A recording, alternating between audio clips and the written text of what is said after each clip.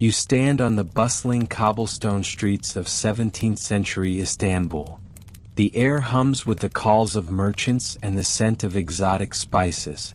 In this vibrant heart of the Ottoman Empire, a complex reality unfolds. Here, the concept of slavery was profoundly different from what many might imagine. It was a pervasive institution, yet one marked by extraordinary paradoxes. You will discover how individuals taken from distant lands could find themselves serving in the highest echelons of power, or toiling in anonymity. We will journey through the varied lives of those in bondage, from the formidable Janissaries and the secluded residents of the imperial harem, to the unseen workers whose labor built an empire.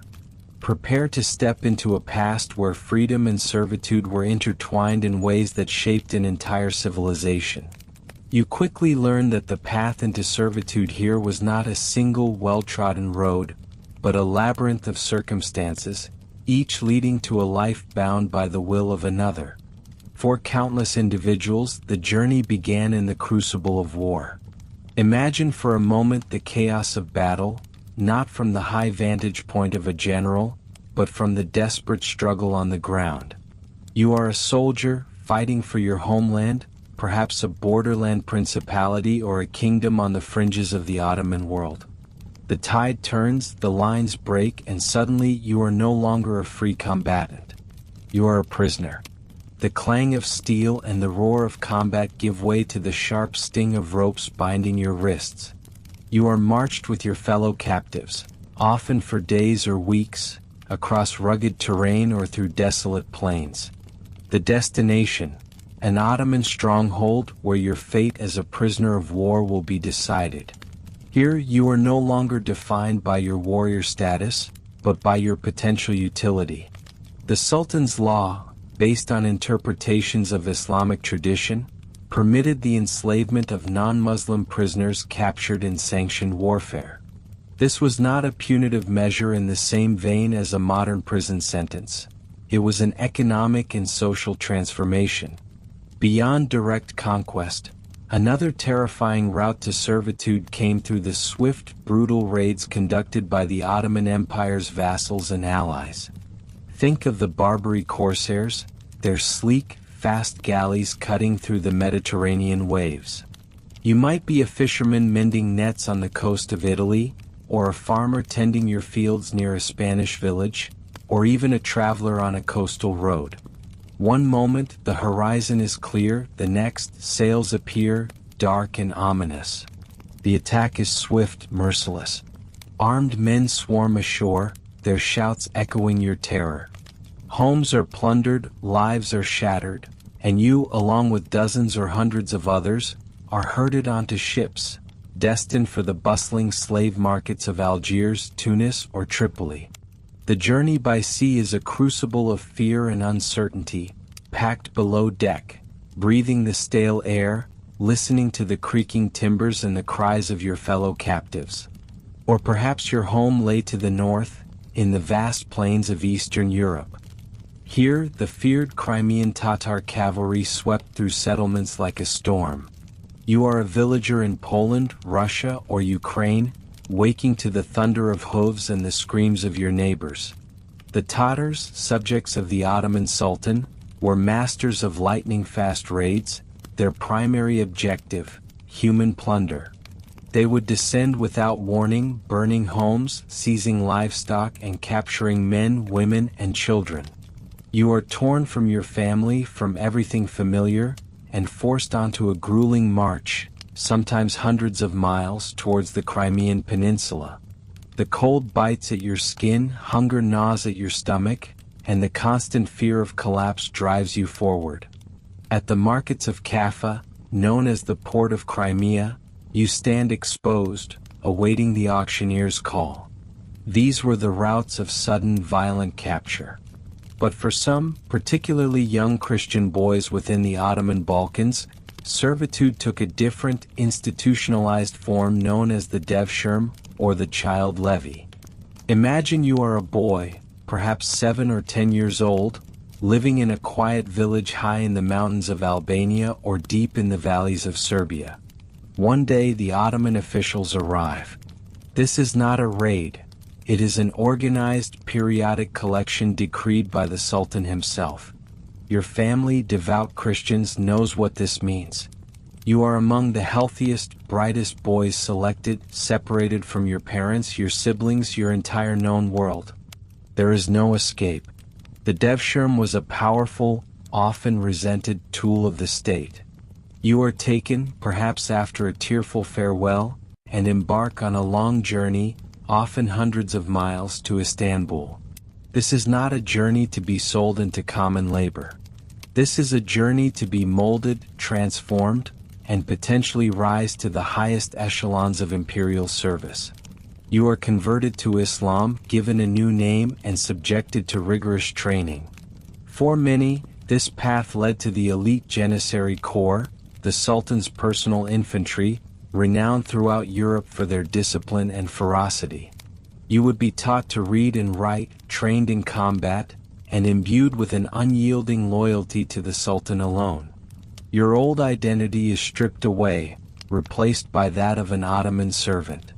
Your strength, your intelligence, your very life would belong to the empire. Other Devshirme boys might enter the palace schools, where they received a classical Ottoman education, learning languages, mathematics, and the arts of administration. They could become high-ranking administrators, provincial governors, or even grand viziers, serving directly under the Sultan. The irony is stark. You are a slave, yet you wield immense power, your loyalty ensuring your position. Your freedom is surrendered, but your potential is unleashed in ways that would have been impossible had you remained in your Christian village. While warfare and the Devshirme were primary sources, the bustling slave markets themselves were the nexus where these disparate paths converged. Picture the scene: the great markets of Istanbul, Cairo, or Damascus. You are led into an open square, perhaps the Azur Pazari in Istanbul, alongside men, women, and children from every corner of the known world. The air is thick with the murmur of voices, the cries of street vendors, and the occasional sharp command. You are examined, your teeth checked, your muscles felt. Your age, your gender, your physical condition, and any discernible skills are assessed by potential buyers. Merchants haggle over prices, speaking in a multitude of tongues. Your worth is measured in coin, your future hanging on a stranger's glance. You might see African men and women, captured from deep within the continent or brought across the Sahara in grueling caravans. Their skin color, though not exclusively linked to slavery in the Ottoman Empire, often relegated them to agricultural labor or domestic service, sometimes in harsh conditions. You might stand beside Circassian women, renowned for their beauty, destined for the harems of wealthy pashas or the imperial palace. Their journey began with raids in the Caucasus Mountains, their captors selling them to merchants who transported them across the Black Sea. The sale in the market was the definitive moment of transformation. One moment, you are an individual with a past, albeit a brutal one. The next, you are property, your legal status shifting irrevocably. The buyer's decision would dictate your entire future. Would you be destined for the Sultan's court, a high official's household, a craftsman's workshop, or a remote farm? It is important to understand that children born to slave mothers were also considered slaves in the Ottoman system, though their path to freedom was often more structured. If your mother was a slave and your father was a free man, Ottoman law offered mechanisms for your eventual manumission. If your master acknowledged paternity, you were born free. If not, you were still a slave, but often received better treatment and a clearer path towards gaining your freedom, especially compared to hereditary slavery in other parts of the world. For many, servitude was not a permanent, generational curse. It was a condition from which one could, and often did, escape through manumission. Debt could also lead to a form of temporary servitude, though this was less common and usually not permanent enslavement. If a free person fell into extreme debt, they might agree to serve a creditor until the debt was paid off. However, this was distinct from chattel slavery, where a person was owned as property for life. It was a rare and often desperate measure. In rare and dire circumstances, a free person might even sell themselves into slavery, though this was an extreme and deeply stigmatized choice, usually driven by starvation or utter destitution. Imagine the desperation that would compel you to relinquish your freedom entirely, simply to ensure your survival.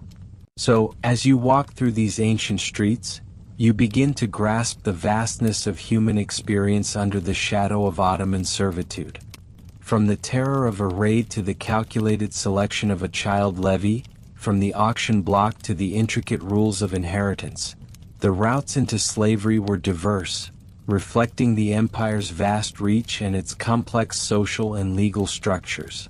It was a system that could violently uproot an individual, yet sometimes offer a surprising path to power or eventual freedom. The journey into bondage began in countless ways, each one a stark testament to the fluid and often brutal realities of life in the Ottoman Empire. You are now beginning to see not just the existence of slavery, but the specific mechanisms that fed this sprawling institution, shaping lives on a scale almost unimaginable today.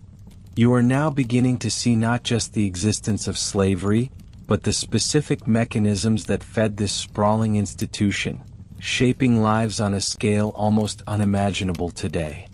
Yet among these profound and unsettling mechanisms, one particular system stands out as singularly unique and deeply impactful.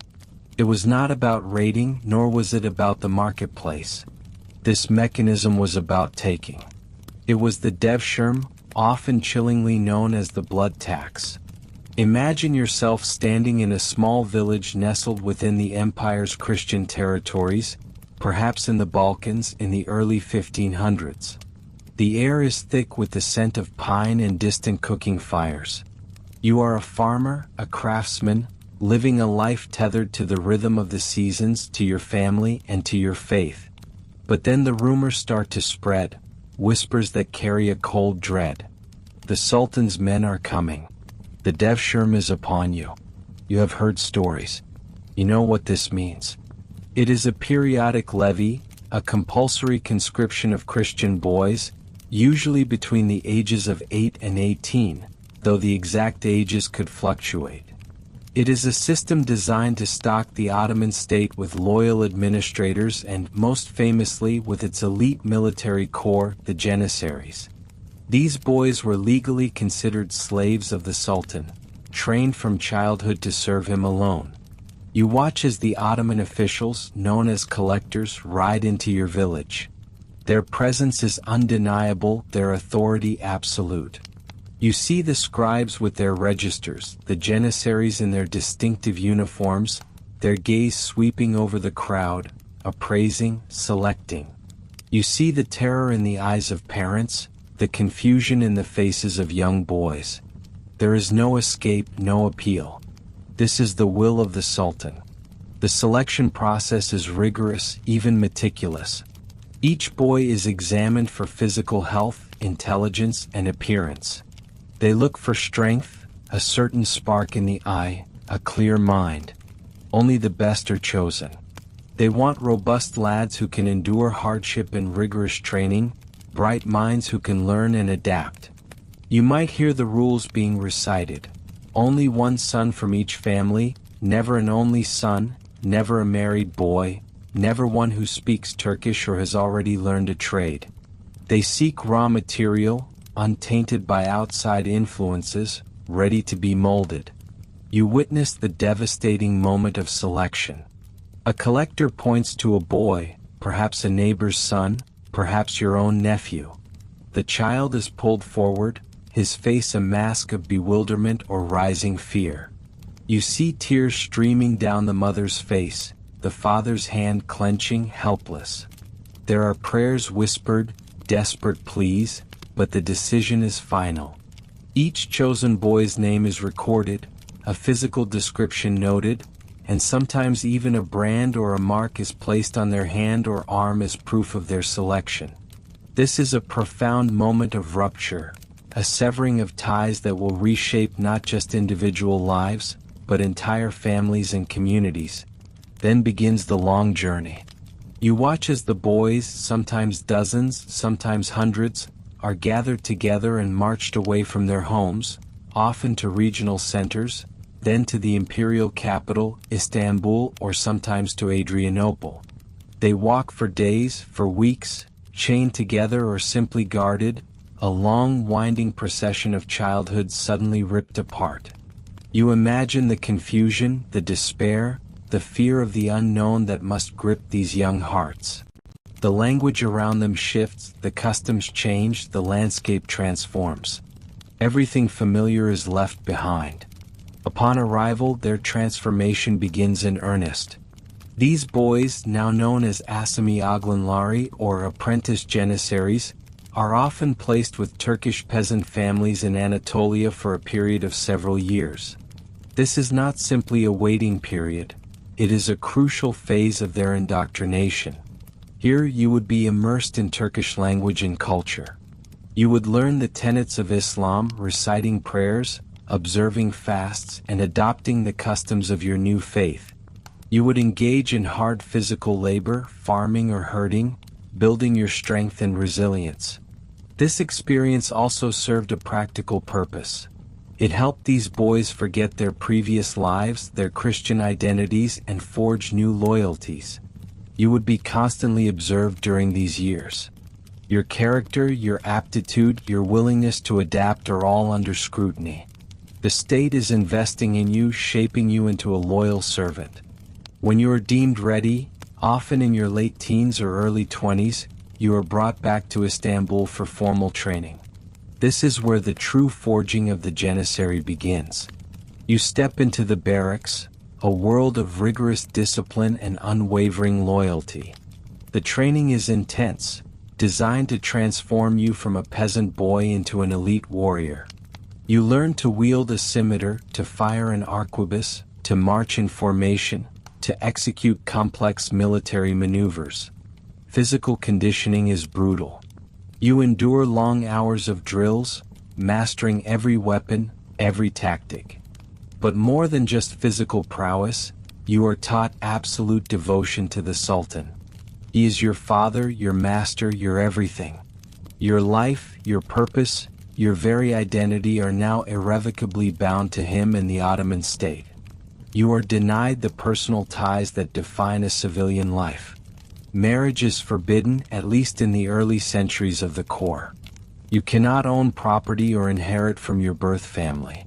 Your loyalty must be undivided, your focus solely on service.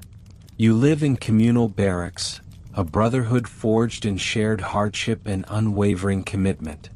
The Janissary Corps becomes your family, your community, your world. And what a world it is. As a Janissary, you are part of the Ottoman Empire's most fearsome and effective military unit. You are the Sultan's personal guard, his shock troops, the vanguard of his armies. You fight in countless campaigns across 3 continents, from the plains of Hungary to the deserts of Egypt. Your reputation precedes you, striking fear into the hearts of your enemies. You are feared, yes, but also respected even within the empire.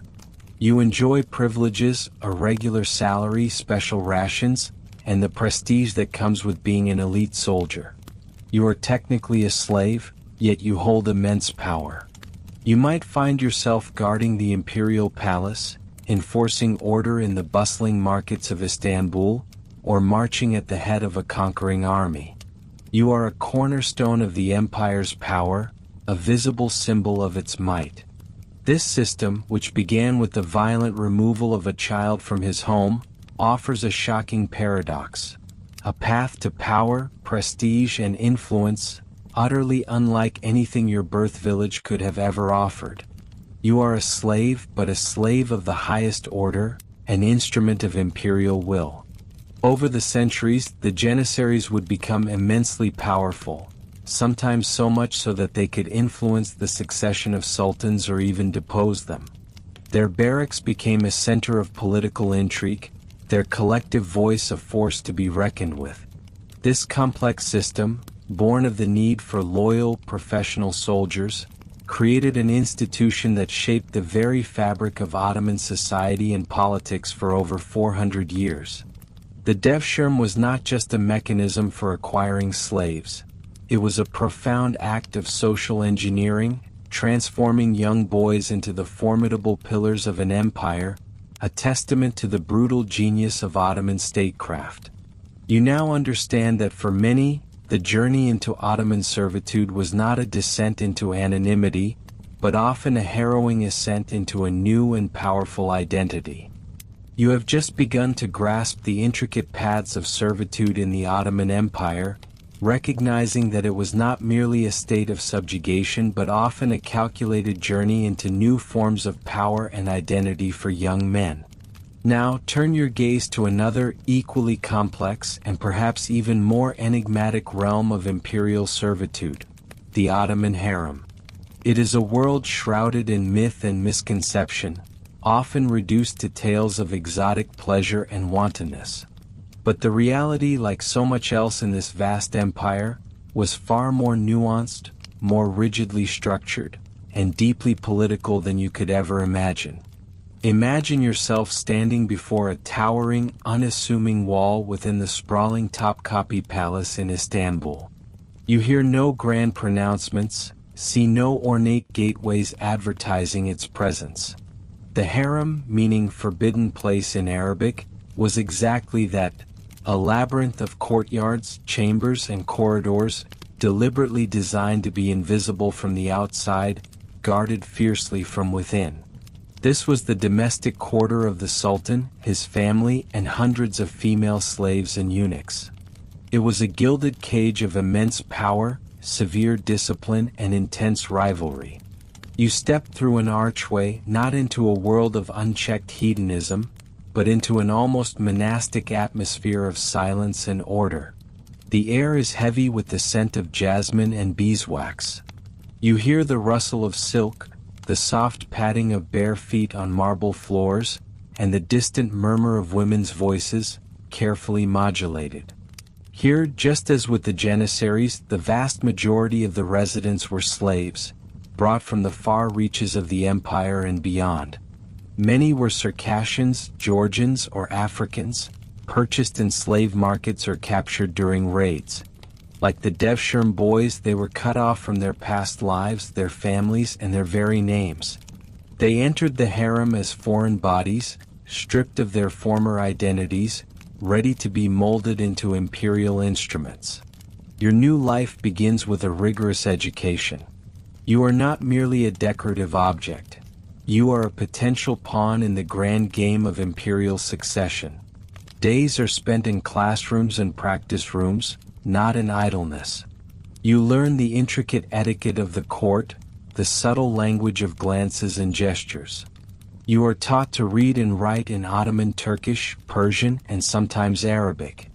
Your hands learn to embroider delicate patterns, to play musical instruments like the canon or the oud, to dance with grace and precision. You study poetry, calligraphy, and the art of conversation, for you must be able to entertain, to stimulate, and to hold the attention of the most powerful man in the world. The harem is a strict hierarchy, enforced by formidable women who were once slaves themselves. At the apex stands the Valide Sultan, the Queen Mother, often the most powerful woman in the empire, wielding immense influence over her son and through him, the state. Below her are the Hasiki Sultans, favorite concubines who have borne the Sultan a son. Then come the Iqbals, honored concubines, and the Gazler, those who have merely caught the Sultan's eye. At the bottom are the thousands of Kariyeler, or odalisks, the ordinary concubines and servants, living out their lives with the slim hope of ever being noticed. You are watched constantly.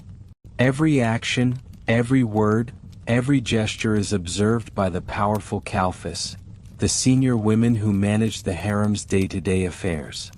These Kalfas are often former concubines who, having failed to capture the Sultan's lasting attention, have risen through the ranks of administration.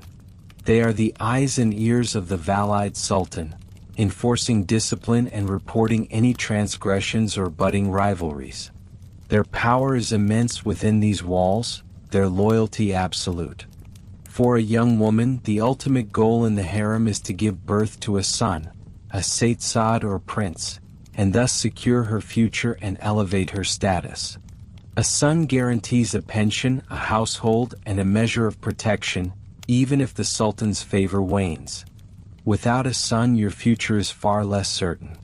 You might spend your entire life within these walls serving others, or you might be deemed suitable for marriage to a high-ranking official, a relatively common path for those who did not become mothers of princes.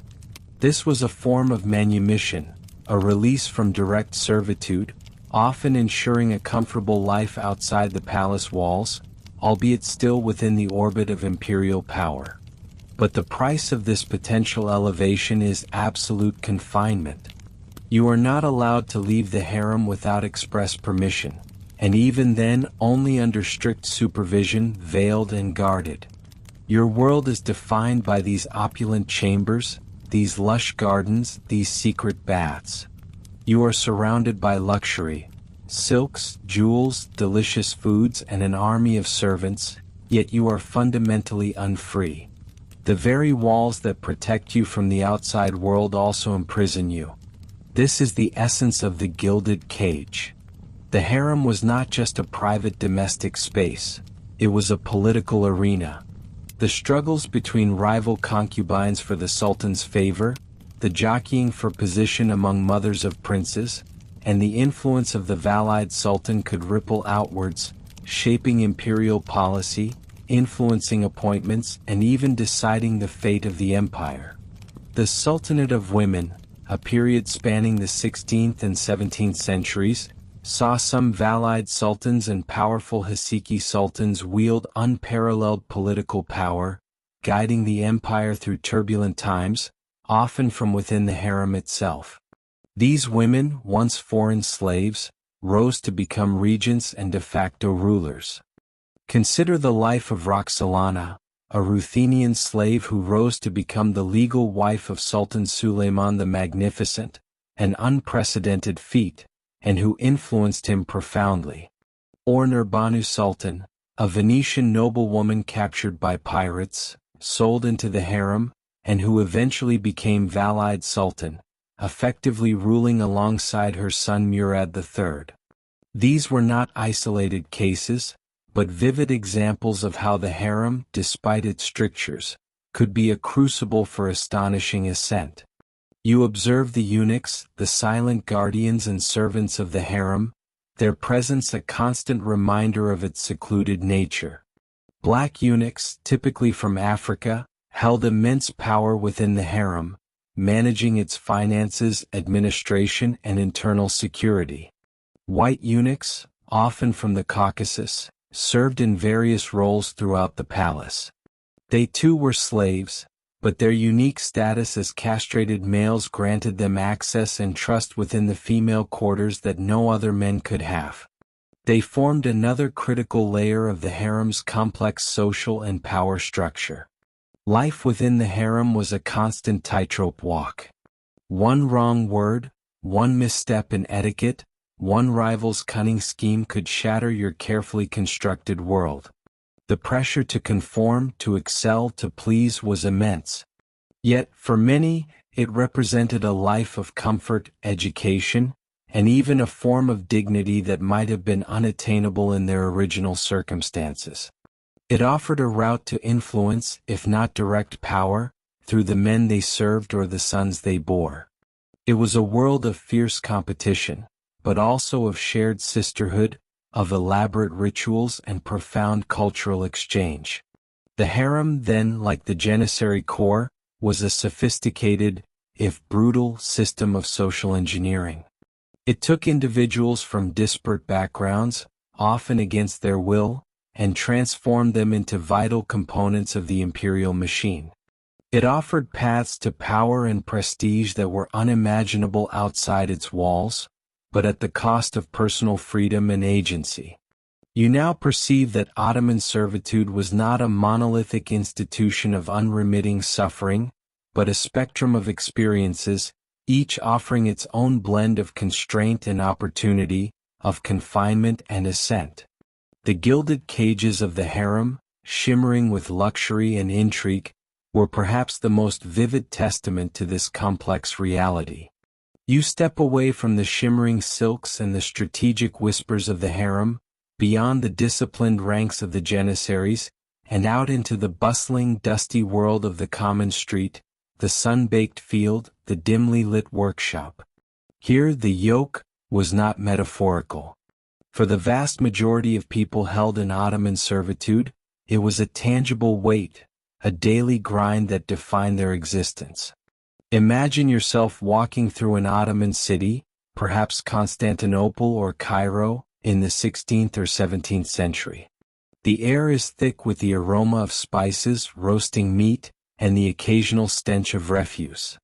The din of the marketplace, the cries of vendors, the haggling of merchants, the braying of donkeys, forms a constant symphony.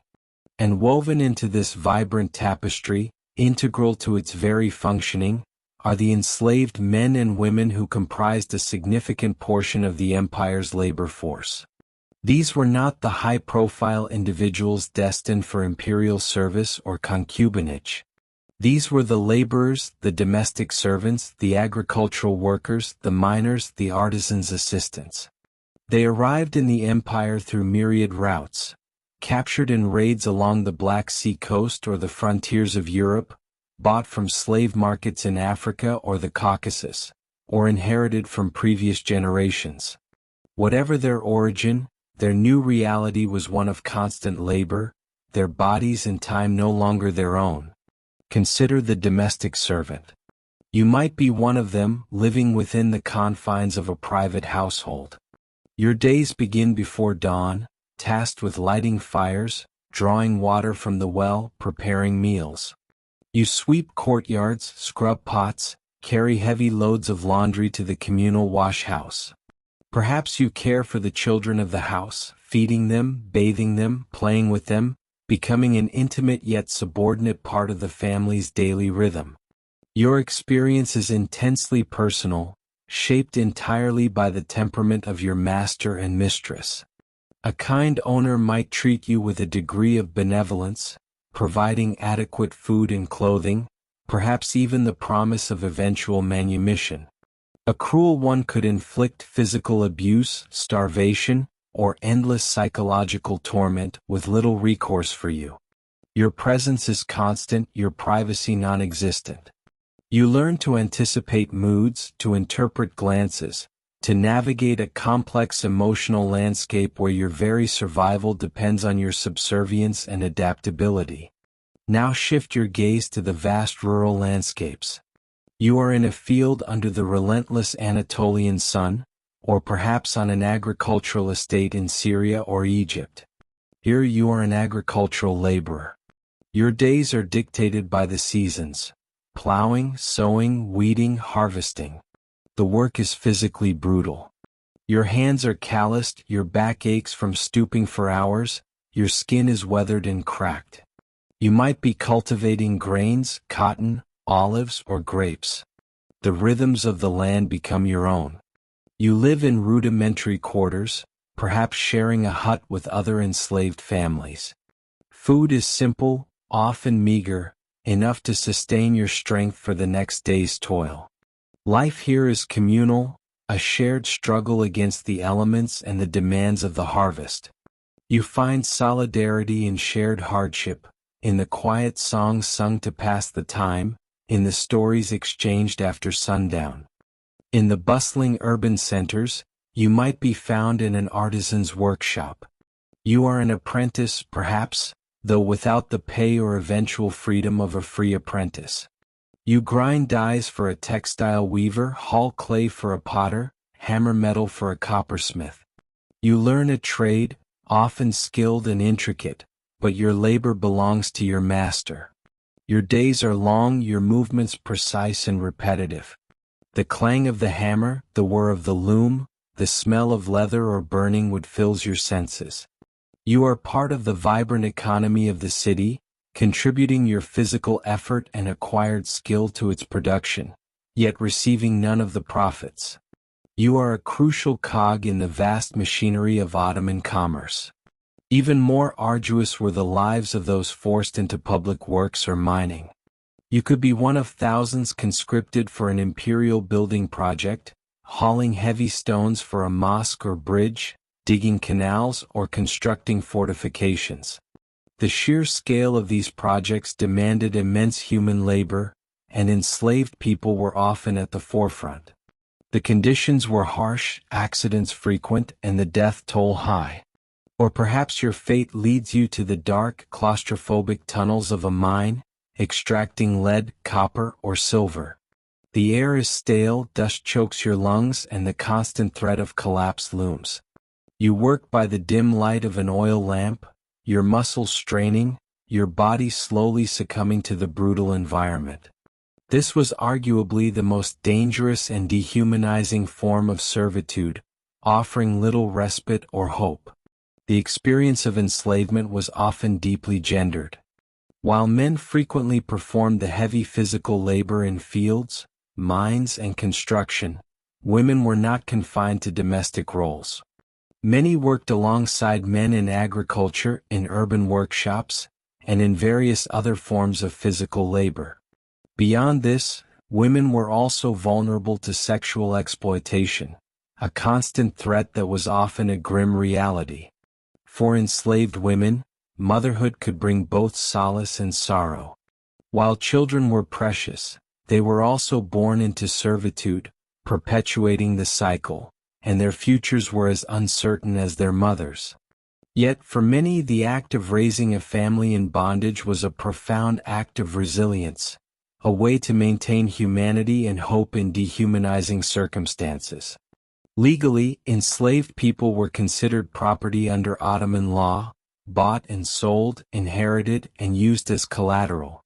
Yet, Islamic law, which underpinned the Ottoman legal system, also offered some theoretical protections. Masters were generally expected to provide adequate food, clothing, and shelter. Excessive cruelty, while undoubtedly occurring, was technically frowned upon. Manumission, the act of freeing an enslaved person, was considered a meritorious act, an expression of piety that could earn a master divine favor. This legal framework, however, provided little practical defense for someone at the mercy of an abusive owner. Enforcement was sporadic and dependent on an individual's ability to even bring a complaint, a near impossibility for most. Despite these hardships, resilience was a defining characteristic of life under the yoke. Enslaved people found ways to cope, to resist, and to preserve their humanity. Everyday resistance could take many forms: working slowly, feigning illness, breaking tools, or pilfering small amounts of food. These were acts of quiet defiance, asserting a small measure of control in a world that denied it. More overtly, some fled, though the risks were immense. Others formed strong communal bonds, drawing strength from shared language, cultural practices, and religious beliefs. They adapted their traditions, celebrated holidays in secret, told stories, and sang songs that carried echoes of their homelands, often incorporating elements of their new environment. Manumission, the promise of freedom, was the ultimate hope. It could be granted by a benevolent master, often in their will or as a reward for long and loyal service.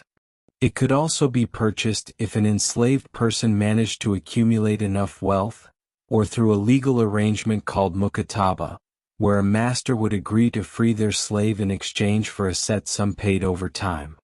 Achieving freedom was a momentous occasion, a rebirth into society, though freed individuals often still faced social and economic challenges. Yet, the possibility, however distant, was a powerful motivator, a beacon in the darkness. The children of enslaved parents, though born into bondage, sometimes faced a slightly different trajectory. They might have been raised within the master's household from an early age, learning the language and customs more thoroughly. Depending on their skills and the master's needs, They could sometimes rise to positions of greater responsibility or achieve manumission more readily than those captured as adults. Their lives represented a continuity, a complex intertwining of two worlds. You now understand that the spectrum of Ottoman servitude stretched far beyond the gilded cages of the harem and the elite training grounds of the Janissaries. It encompassed the grinding toil of millions, whose daily lives were defined by labor, hardship, and the constant negotiation of their humanity. Their stories, often lost to history's grand narratives, are the backbone of the Ottoman Empire's vast and intricate social fabric. They speak of resilience, of quiet defiance, and of the enduring human spirit that persevered even under the heaviest yoke. You have walked with us through the daily struggles, the varied roles, and the sheer human endurance that characterized servitude in the Ottoman Empire. Now we must turn to the bedrock upon which this vast system was built, the law. For the lives of millions, their very existence, were defined not just by their master's will, but by a complex, sometimes contradictory, legal framework rooted in Islamic jurisprudence. Imagine for a moment you are standing in a bustling Ottoman marketplace, perhaps in Bursa or Cairo. You see men and women, young and old, bought and sold. They are objects of transaction, commodities. Yet even as they are exchanged for coin, a subtle but profound difference emerges from the legal texts compared to many other historical systems of bondage. Here, the person who is a slave is simultaneously recognized as a human being, with a soul and certain rights, however circumscribed. This is the central paradox: chattel yet human, property yet possessing a limited agency. Under Islamic law, or Sharia, the institution of slavery was not abolished, but it was rigorously regulated. This is a crucial distinction. The Sharia established very specific criteria for who could legitimately be enslaved. Free Muslims, for example, could never be enslaved. Nor could Christians or Jews who lived under Ottoman rule as protected subjects, known as dhimmis. So, where did the enslaved come from? The primary legitimate sources were individuals captured in a non-Muslim land during a jihad, or holy war, and most commonly children born to enslaved parents. This meant that the vast majority of those you might encounter in the Ottoman world were either born into servitude or were the descendants of those captured in distant lands. The law drew a clear line. To arbitrarily enslave a free person was a grave sin, punishable by severe penalties. This legal framework was a significant departure from some other systems where kidnapping or debt often led to permanent bondage. Here, the origins of servitude were, at least in theory, carefully defined by religious and state law. As a slave, you were, in legal terms, your master's property. Your labor, your body, your very future belonged to another. Your master had the right to sell you, to gift you, or to leave you as an inheritance. This fundamental concept shaped every aspect of your life. If your master died, you did not automatically become free. You would likely pass to his heirs as part of his estate. However, the legal texts also placed obligations upon the master. You were entitled to proper food, clothing, and shelter. Unjustifiable cruelty was officially frowned upon, and in some rare cases, authorities might intervene if a master was excessively abusive, though such interventions were uncommon and difficult for an enslaved person to initiate. The spirit of the law, at least, encouraged kindness and humane treatment. The Prophet Muhammad's teachings emphasized the importance of treating slaves well, feeding them what you eat, and clothing them as you clothe yourself. These were not just moral exhortations.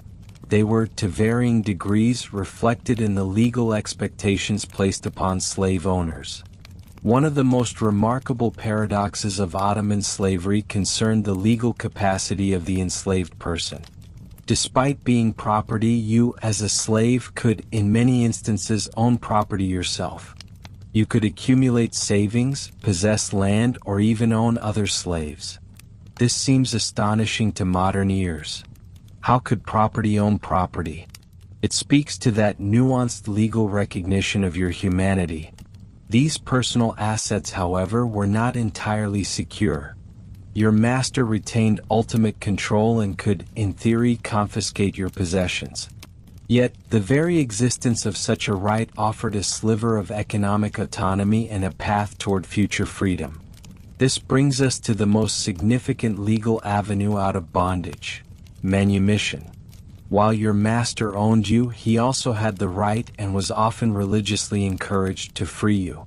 Manumission, the act of granting freedom, was considered a highly meritorious act in Islam, often performed to atone for sins or to gain divine favor.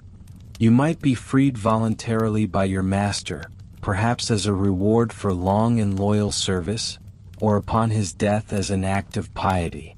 But there was also a more proactive path for you to gain your freedom: the contract of mukataba. Imagine you have saved enough money, perhaps from your own small business, or from earnings your master allowed you to keep. You could approach your master and negotiate a contract where you would pay a predetermined sum over a set period.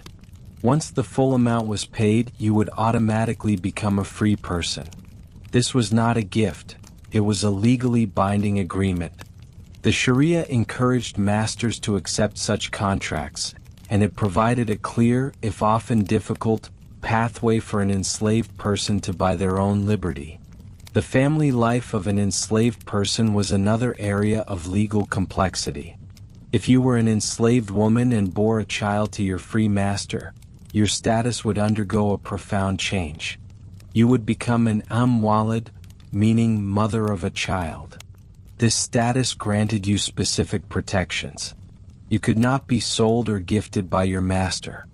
More importantly, upon your master's death, you would automatically become free. Your children with him were born free. This legal provision was a powerful incentive for masters to recognize and protect their enslaved concubines and their offspring, significantly distinguishing this system from those where all children of enslaved mothers automatically inherited their mother's status. If, however, you were an enslaved woman married to an enslaved man, your children would typically inherit the status of their mother, meaning they would be born into servitude. Yet, even in this scenario, if the master chose to free the mother, the children often followed, or at least had a clearer path to manumission. The legal system was designed to subtly encourage the expansion of freedom, particularly for children of mixed-status parentage. After manumission, your journey was not entirely complete. You did not simply vanish into the free population without ties. As a freed person, you would often retain a social and legal bond with your former master and his family, becoming their mawla. This relationship was one of clientage, where your former master's family might offer you protection, support, or even inheritance, and in return, you might offer them loyalty or service. It was a complex web of reciprocal obligations and rights, blurring the lines between freedom and lingering dependence, providing a social safety net, and a continued connection to a powerful household. The paradoxes extended even to the very concept of personhood in the eyes of the law. As a slave, your testimony in court was often discounted or given less weight than that of a free person, especially in matters concerning your master or other free individuals. Yet, you could be a witness, and your testimony might be considered in certain cases, particularly if there were no free witnesses available. You could also be held legally accountable for your actions, albeit with some limitations. A slave could be punished for crimes, indicating a recognition of moral agency that was often denied to chattel and other legal systems. Consider the implications of this legal framework. While undoubtedly harsh and often brutally enforced, it offered cracks in the walls of bondage. It provided avenues, however narrow, for individuals to gain freedom, to own property, and to have their humanity recognized in some small measure. It created a system where the line between enslaved and free was permeable, allowing for social mobility that was rare in other forms of historical servitude. The Ottoman Empire, through its adherence to Islamic legal principles, crafted a system of slavery that was fundamentally different from the chattel slavery of the Americas or the serfdom of medieval Europe. It was a system that, while treating individuals as property, simultaneously endowed them with a complex set of legal rights and protections. This duality made the experience of being a slave in the Ottoman world a deeply paradoxical one. A life lived at the intersection of absolute ownership and a nuanced, if limited, legal personhood. You now see that the chains of bondage were not solely forged from iron and brute force. They were also woven from intricate legal doctrines, religious imperatives, and social traditions. These laws shaped not only the despair of servitude but also the hope of liberation, providing a legal roadmap for many to eventually step into the light of freedom.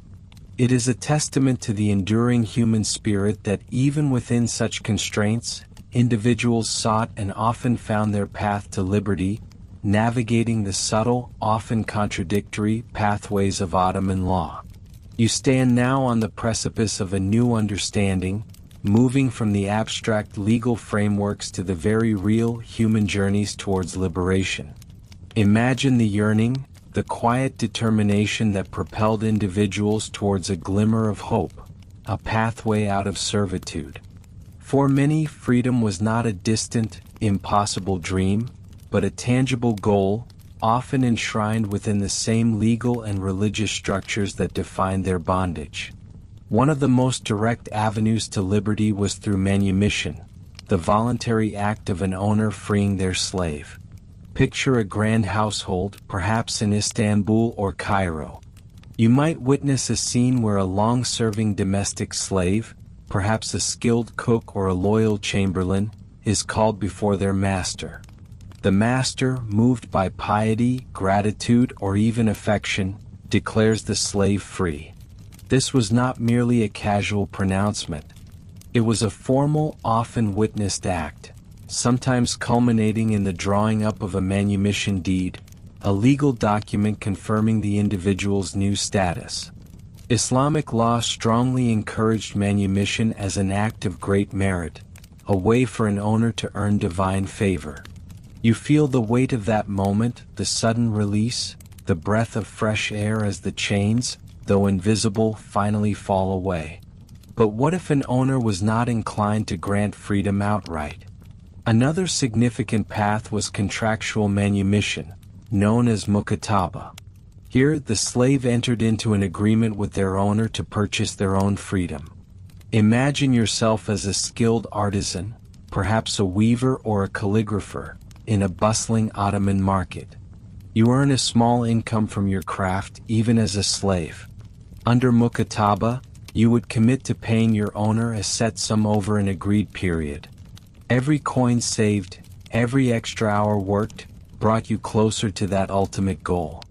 You feel the grit of the marketplace under your feet, the scent of spices and sweat in the air, as you meticulously count your earnings, each one a step towards self-ownership. Failure to meet the payments could revert you to full slave status, but the law also protected you. If you made your payments diligently, your owner could not arbitrarily revoke the contract. This system empowered slaves, giving them agency and a direct route to earning their liberty. For women, a powerful, albeit often complicated, path to freedom lay through motherhood. If a male owner had a child with his female slave, she automatically attained the status of muwallad, or mother of a child. This designation meant she could not be sold or given away, and upon her master's death, she was automatically freed. Her child, born of a free father, was also born free. Imagine the emotional complexities of such a situation. For the woman, it meant a guaranteed path to freedom for herself and her offspring, though it came through a relationship that was rarely one of equal choice. You observe the profound shift in her status, from a commodity to a protected individual, and envision the future of her child, born into a world of possibility denied to her own parents. This legal provision greatly mitigated the perpetuation of female slave lines, creating a constant stream of manumission through natural means. Beyond these individual acts and agreements, an extraordinary path to power, paradoxically rooted in servitude, emerged through the Ottoman Empire's unique divserm system. You are no longer just an observer on the streets. You are now transported to the Balkan countryside, perhaps a village in what is now Serbia or Bosnia. You see young Christian boys, robust and intelligent, selected by Ottoman officials.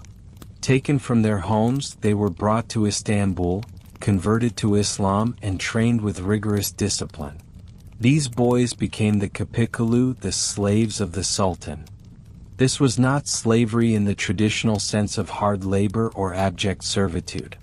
Instead, it was an institutionalized system designed to create an elite class of administrators, soldiers, and advisors, fiercely loyal only to the Sultan, having no familial or tribal allegiances that could rival their devotion to the throne. You witnessed their transformation.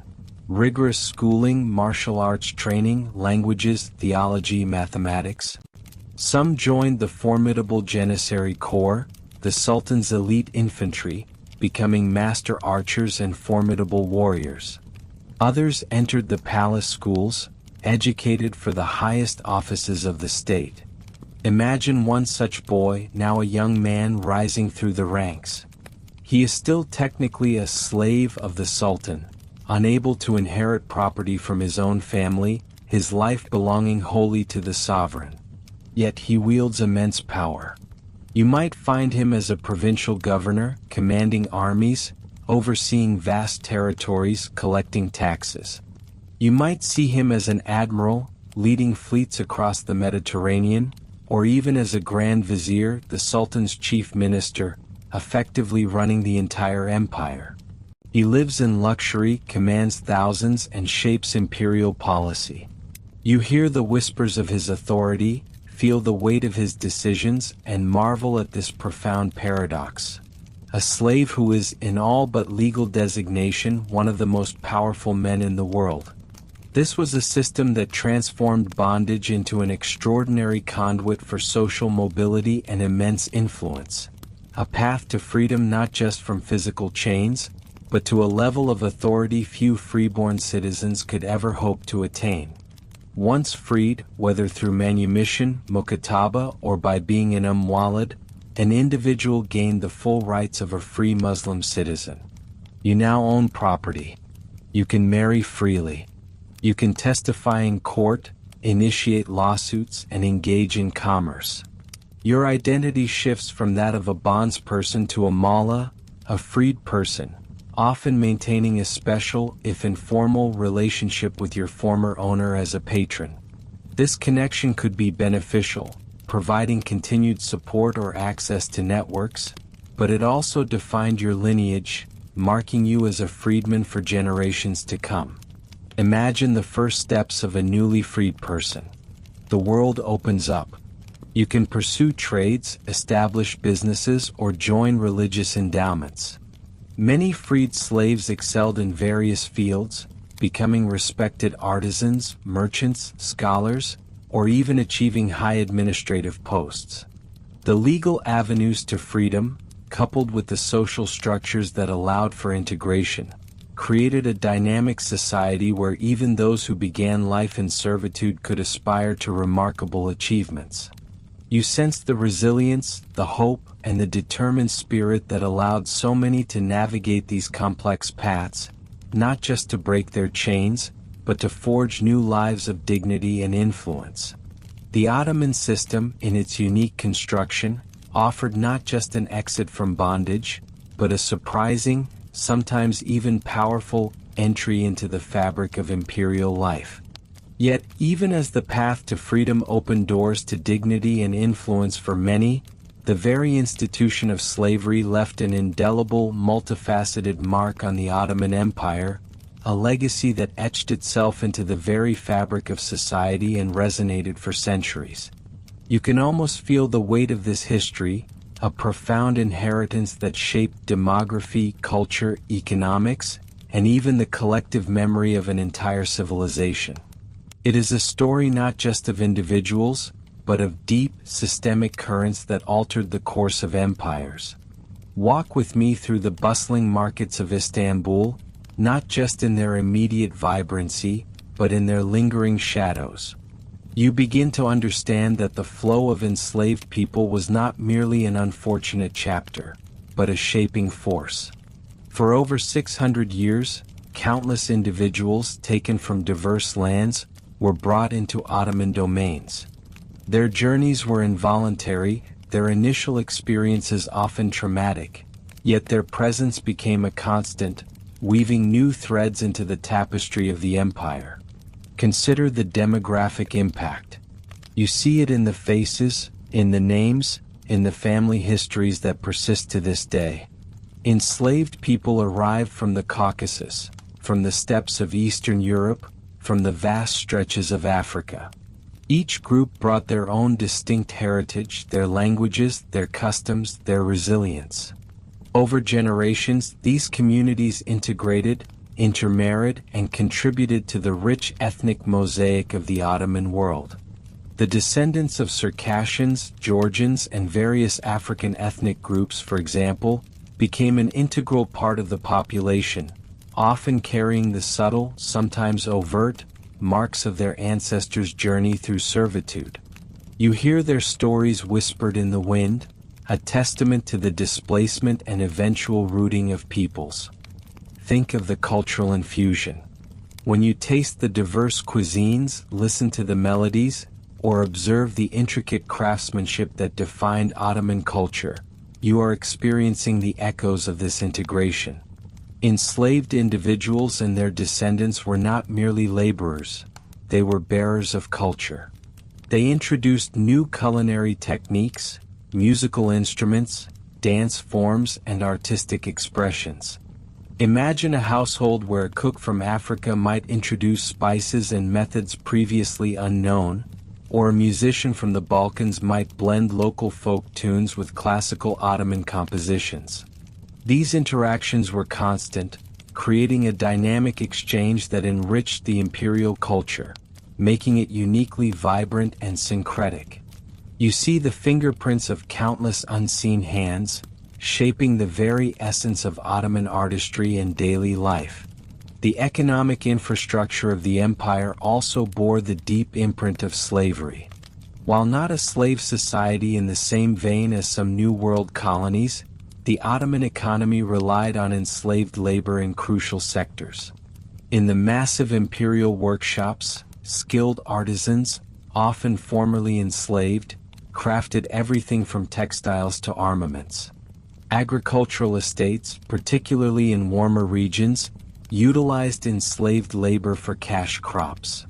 Yet, perhaps the most profound economic impact was less about raw production and more about the generation and circulation of wealth. The slave trade itself was a massive enterprise, creating fortunes for merchants and taxing authorities. The acquisition and maintenance of enslaved people represented a significant investment for households and institutions, influencing patterns of consumption, inheritance, and social status. You understand that this was a complex economic engine, fueling certain industries and solidifying social hierarchies for centuries. The institutional legacy is equally profound. The famed Janissaries, the elite infantry corps of the Ottoman army, were products of the Devshirme system, a form of child levy that could be seen as a state-sponsored form of enslavement, transforming Christian boys into devoted servants of the Sultan. Similarly, many grand viziers, admirals, and high-ranking administrators began their careers as enslaved people, rising through merit within the palace system. These institutions, built upon the foundation of servitude, became defining characteristics of Ottoman imperial power and administration. When you consider the longevity and effectiveness of the Ottoman state, you are indirectly witnessing the enduring impact of a system that could turn captives into pillars of the empire. Yet, the enduring mark is not solely about success and integration. It also encompasses the silence, the stories suppressed, and the challenges that persisted. For many, the memory of slavery was a burden, a past to be obscured or forgotten in the pursuit of acceptance and a new identity. Historical records often simplify or sanitize the experiences of enslaved individuals, focusing on their contributions rather than their suffering. You feel the weight of these untold stories, the struggle for recognition that echoes even into the modern era.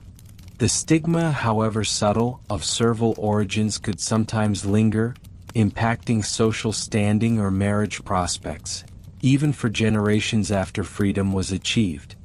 As the 19th century dawned and the Ottoman Empire grappled with reform and modernization, the institution of slavery began its slow, often halting, decline.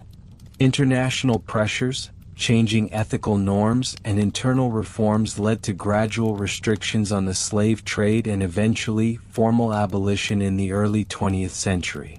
But even then, the effects were not immediately erased. Laws could change, but deeply entrenched social habits, economic structures, and racial biases took much longer to dissipate. You recognize that the shadow of such a long-standing institution does not vanish with a decree. It lingers, affecting patterns of discrimination, economic disparity, and even self-perception for decades. Today, in the successor states of the Ottoman Empire, the echoes of this history can still be heard. You might encounter communities whose unique cultural practices or physical characteristics hint at ancestral journeys from distant lands, brought to these shores through the pathways of the slave trade. Researchers painstakingly uncover the hidden narratives, giving voice to those whose experiences were long marginalized. The legacy of Ottoman slavery prompts a deeper understanding of identity, belonging, and the complex interplay of power and resilience that shaped the past and continues to inform the present. It compels you to reflect on how societies grapple with difficult histories, and how the memory of human bondage, both its hardships and its remarkable capacity for adaptation and contribution, continues to resonate through time. The Ottoman experience offers a nuanced perspective on the global history of slavery, reminding you that its forms were diverse, its impacts far-reaching, and its echoes remain a vital part of the human story.